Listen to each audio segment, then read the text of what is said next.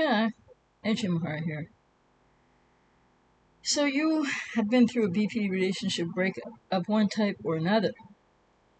And now you might be wondering, like, different things occur, right? For some people, not all people with BP are the same, and they don't all hoover. They don't all reply to reverse hoovers, etc. But there was a question on a video of mine recently, a comment, that said, my ex has now unblocked me, on all their social media, but they're not contacting me. What does that mean? So all these situations and the inability for people with codependency to go full no contact and let go, I just want to reiterate again how much you are abandoning yourself and hurting yourself with this. But what does it mean if the ex unblocks you? Well, it's a message of sorts, isn't it? I haven't got a name for it off the top of my head, but it's rather like it's not really a Hoover, but it's almost like let's call it a micro Hoover. So the beginning of a Hoover. So if your ex unblocks you on social media all of a sudden, what it means is that they're hoping that you're watching, hoping that you see that. And so with that then, it's like a little bit of a way of saying hello, isn't it? Without saying hello. And what's that really mean? Well, I think it means the person is potentially looking for communication from you if you are watching their social media and you notice this, right? But here's the thing. A couple things about this to think about. The first one is, so they unblock you, you are watching their social media, or you become aware of that, right? And then you're like, what does it mean? Well, it's an untreated borderline way of saying, hey, without communicating with you. So what's that? That's lack of personal responsibility again, right? So that's a key red flag to notice in this scenario, because this is not taking any personal responsibility. Nothing's changed. And the other thing is, so then if you're a person who's the ex of somebody with BPD and you see this, you're watching stealth reverse hoovering the social media and you see this, like, okay, now I'm unblocked, but they're not contacting me. What's that mean?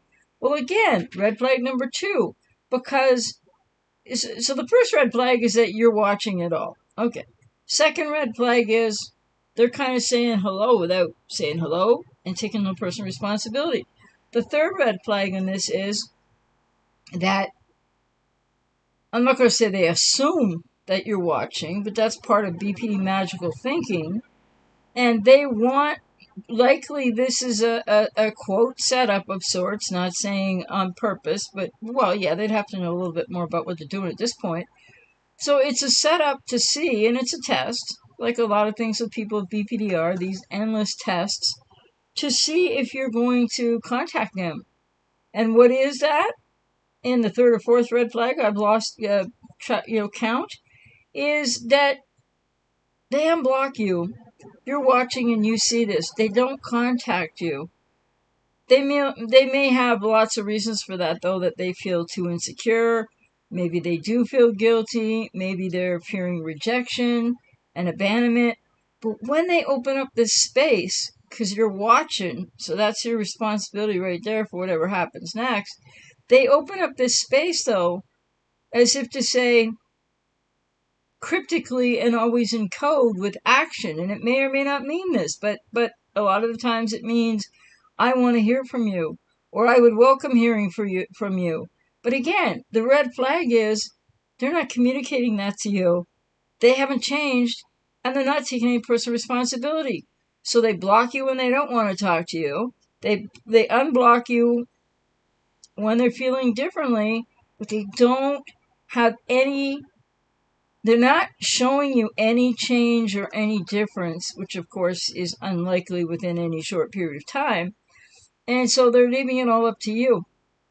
And then for the ex who's going through this, if you were essentially sort of no contact, I guess is the best way to put it, or you had kind of blocked them as well, but you're watching their social media, or however that works, that you can see that you can't see something, and then all of a sudden you're unblocked.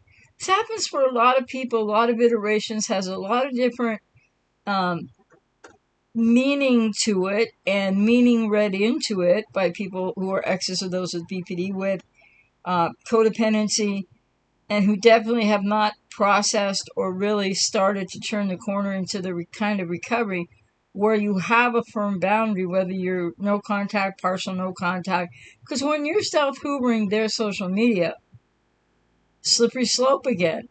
And a lot of people would say, so if I said to you, why are you doing that? A lot of people would say, well, because I'm trying to get closure.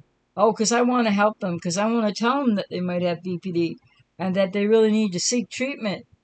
But all of that is codependent code for, I want another go round. I want to try again because I'm still thinking, codependent, right?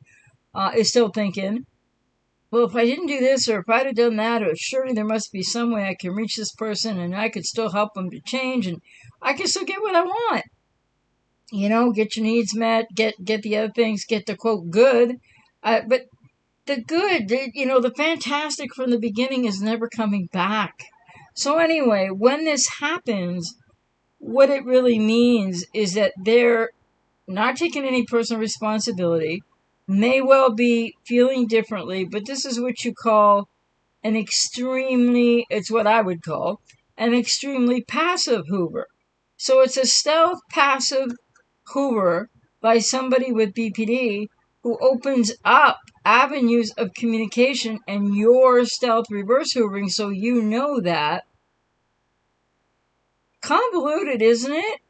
And then it's like, what does it mean? Well, it means the door is open for you to try to contact them, whether they're going to respond or not, or how they're going to, what they really mean, nobody can know. Are they going to, do they want you to get in touch with them so they can just reject you again or ghost you again? Some, for sure.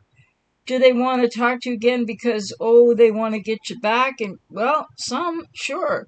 And then it becomes this big guessing game. And yet people with codependency go on, and I'm not negating where logic, versus the lack of logic of the borderline exists. But people with codependency go on and on about their logic and how they're working with the logic, and it's so frustrating. And even after the relationships, right? Trying to find closure with logic. Well, I would just ask you to think about, if you've had the situation happen to you, or like it is happening to people, where's your logic? Because logic should say, nothing's changed. These are red flags. What about you? Why are you still focused so much on that ex? And one of the biggest answers to that, by the way, is because you simply don't know how, emotionally, and you do not want to, at least on a subconscious level, look at yourself as a codependent in your own healing recovery journey, going back to family of origin and inner child healing work and more. People with codependency keep avoiding that. And that's what starts this slippery slope of, whether it's in this way I've just talked about now, or many other ways, where people just continue to think that there's nothing wrong with, I'm not saying it's wrong, but that somehow you're going to, keep doing the same thing and get a different result, right? Which in that quote is considered, that's, sort of rather not the sanest thing to do. But I'm not going to invoke sanity or insanity, but haven't you been depleted enough by the person with BPD in the first place? Aren't you tired of trying to decode what they're actually trying to say, or what their actions are trying to tell you, or what they're trying to, quote, communicate, that they still can't take personal responsibility or accountability to communicate to you like an adult, because they're not very emotionally mature. So if you're in this circumstance and situation, it means you haven't gone full no contact. You're responsible for your own stealth reverse hoovering of their social media, and it's a slippery slope. And I guess the question as to why are people doing this so often right now has all to do with the codependent repetition compulsion cycles, wherein you want back. Make no mistake about it. What you want back was that incredible validation and that feeling of being incredibly seen and heard that you have a voracious emotional hunger for due to the reasons that you have codependency, due to whatever adverse experience you're still carrying inside of you from your childhood, which has got you in this repetition, compulsion, codependent, externalizing out. There's really no way to re-experience the person who you thought they were. That person isn't coming back. You're not going to get re-idealized. And even in idealization, it's not all that you thought it was. Because if it was, why wouldn't it last? So these are the slippery slope circles and cycles that people keep leaving themselves open to. And then wondering why they get hurt again by the person with BPD. Or not knowing what to do. And the bottom line is, this is not what people need to be involved in at all. Oh, she unblocked or he unblocked the social media, but they haven't contacted me. So what's that mean? Well, it's an open invitation to get your head handed to you again. That's what it means. Or it's an open invitation for you to take more, externalize out more responsibility, contact them, either get outright rejected and ghosted again, or be welcomed back. Be welcomed back so that you can try again. And make no mistake about it, you're not continuing to try for closure. You're continuing. That's code in codependent. That's codependent code for, I want this person back because I don't know who I am and I don't kind of like me. This is for codependence. And you might not be consciously aware of all this, but you're trying to avoid yourself, which you've been doing since the codependency developed in your early childhood or childhood, somewhere in childhood. So clearly, people with codependency, I would suggest you need to think about doing much better for yourselves if you're in these scenarios and situations. And every time something like this happens, so in this case, a person's ex, and I'm sure it's not just one person, but the person commented, ex unblocks him on social media. What does it mean? Well, like I said, it's their passive, I would say sort of gamey-like, emotionally immature, irresponsible, taking no accountability way to maybe say to you that they'd like to hear from you, that they'd like to talk. But talk. How do you talk with a person with BPD? Refer to my videos on borderline communication impossibility, borderline communication deficits, borderline communication something or other, tennis anyone. Because, if you do contact them, know one thing for sure, as you're the codependent and the ex. If you contact them, you are still exercising codependent repetition, compulsion, externalization out, and taking too much responsibility for them. You're now doing the contacting for them that they should have done to you in, not just unblocking you on social media and then leaving it sit like that. It's an invitation to one degree or another to re-engage and go through the whole depleting, codependent borderline dance again, but you're never going to get back the person you thought they were. And this is what a lot of the pursuit is about. It's that for people with codependency. That's denial. It's self-avoidance and self-abandonment, because it's really hard for people to get into therapy and to look at their codependency, focus on themselves, and go back to family abortion, inner child work. It's not simple, but it's really worthwhile. So just remember that when you're in these circumstances, when you're paying attention to these things, you're not really in your own healing and recovery process. You haven't let go, and it's not because of the no closure. People think it's all about the no closure, but it's not, because you're not going to get closure from that person. And if you re-engage, you're going to come around again to square one, to more rumination, more agony, more heartbreak.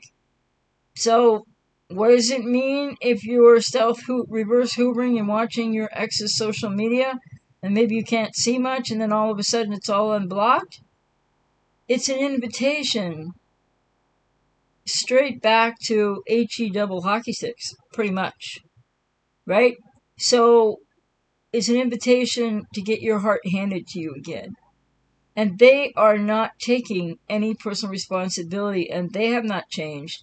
And the fact that you know this, or anyone in this circumstance who knows this, you as a codependent haven't gotten into healing and recovery, and you haven't changed either. So if you re-engage or recycle the relationship, you're just going to get more and more of the same. And really, there's often little bit of good, but not nearly like it was. This is the codependent repetition compulsion patterns that drive you to externalize out, to give, to rescue, etc., to try to get your needs met. Do you realize yet that it doesn't work? Do you realize yet that it just means more pain for you? So this is one of those circumstances, and there's so many ways this happens. There isn't just a borderline code for, hey, contact me, because maybe I want that. I don't know. There's also a codependent code for, well, this just happened. What does it mean? Now what do I do? When the answer to what people with codependency who are exes of those with BPD really need to do, like I'm always saying, you need to go full no contact, stop stealth reverse hoovering, deal with the pain of that, get into therapy, understand yourself better, and why do you lack boundaries? Why do you lack, with all due respect, self-respect? Why are you willing to sacrifice yourself this way over and over and over again? Because in the hopes that somehow your needs are going to get met, or you're going to get some of that feel-good back. But the feel-good comes at a very, very high cost. So I hope this was helpful for someone today, that it gives you pause and food for thought, because exes of those with BPD, with all this stuff going on, the number one thing you need to do for yourself is be full no contact and get out of this focus. And yes, it feels impossible. And yes, it feels like you can't do it. And yeah, you want that initial idealization back. Make no mistake about it. But guess what?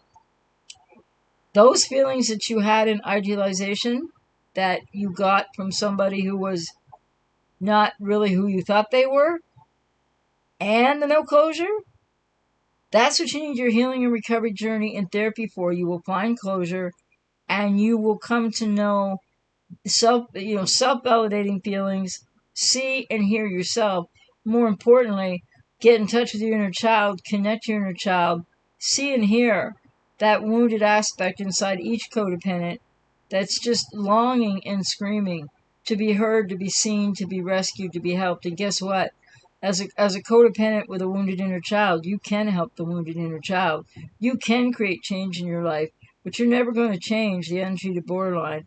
You're never going to rescue them. You're never going to fix them. You're just going to keep re-injuring yourself the way that you were injured in your childhood.